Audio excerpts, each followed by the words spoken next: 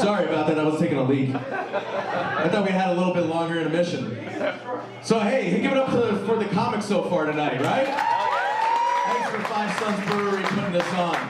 It's a great turnout tonight, we're gonna have some fun.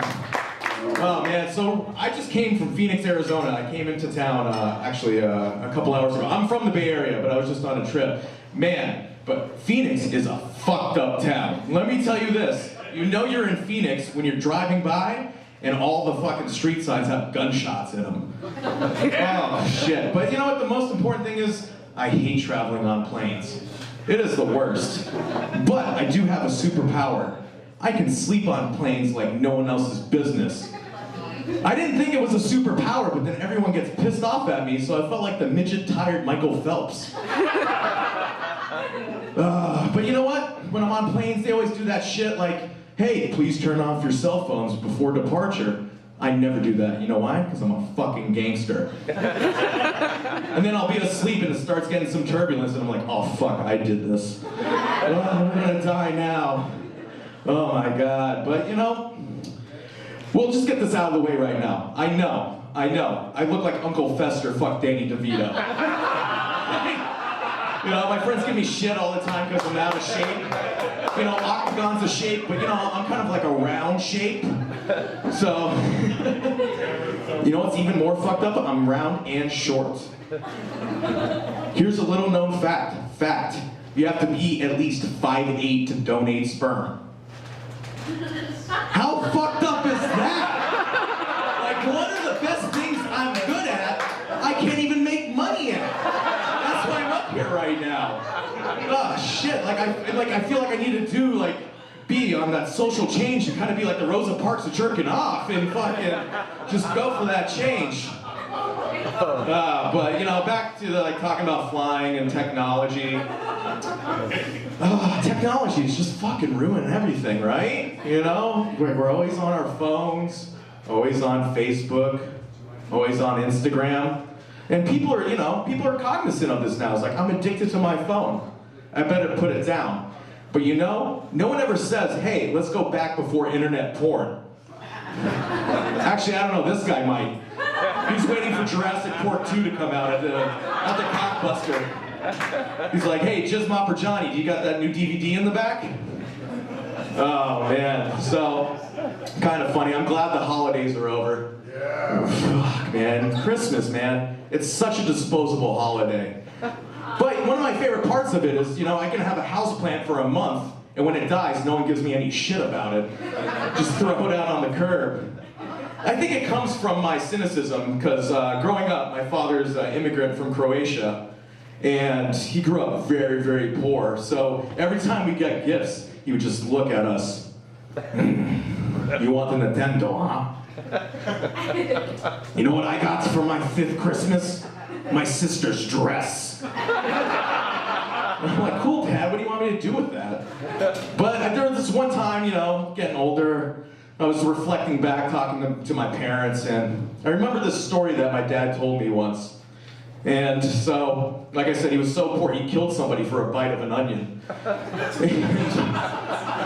He was like, one day, this soldier came into the town, and he gave me 3 things.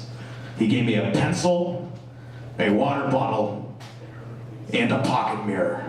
And it was the best day of my life. I'm like, okay, cool, awesome. I'm in this conversation for another 10 minutes when I'd rather be doing something else.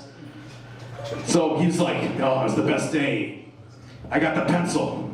I can write in school and I didn't look like such a dumbass. And then I got the water bottle. And I can work on the fields and the farm and never be thirsty. And then he stopped, so I was like, what about the pocket mirror? He looked at me, he paused.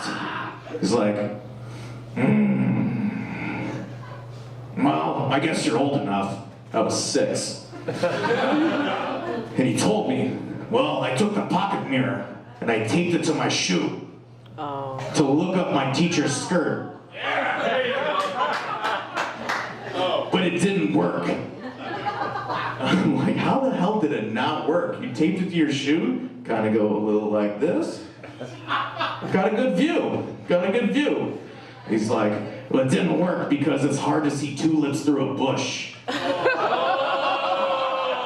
guy knows about that 70s porn right there, right? Oh, don't leave me hanging. Fist bump on that. Nice. Oh, man. Way to go, Pastor. Hey, that's my friend Paul. He lost his way to the Social Security office, so don't mind him. Oh man, so I started to work out, as you can fucking tell. Been doing a lot of 16-ounce curls, but I was in the gym one day, and you know, the gym locker room is the worst fucking place to be. You know, you're trying to go in, do your thing, go change, go home, but there's always that one fucking naked guy just drying his balls underneath the hand dryer. And I made a mistake. I made eye contact, just like a homeless person. I made eye contact, and he just gravitated towards me. And I'm like, oh fuck, here's another 5 minutes of my life gone. He's like, hey man, do your feet stink? Okay, yeah, I guess so. Fuck it, right? I just got done working out. Well, he's like, well, if your feet stink, just take a bottle of water, pour it in a bucket, put some fresh tea bags in there, and it'll fix you right up. And I was like, okay, that's cool. That's a very good sound advice. But then when I looked down, I was in the tea bags he was fucking talking about. That's a low-hanging joke right there.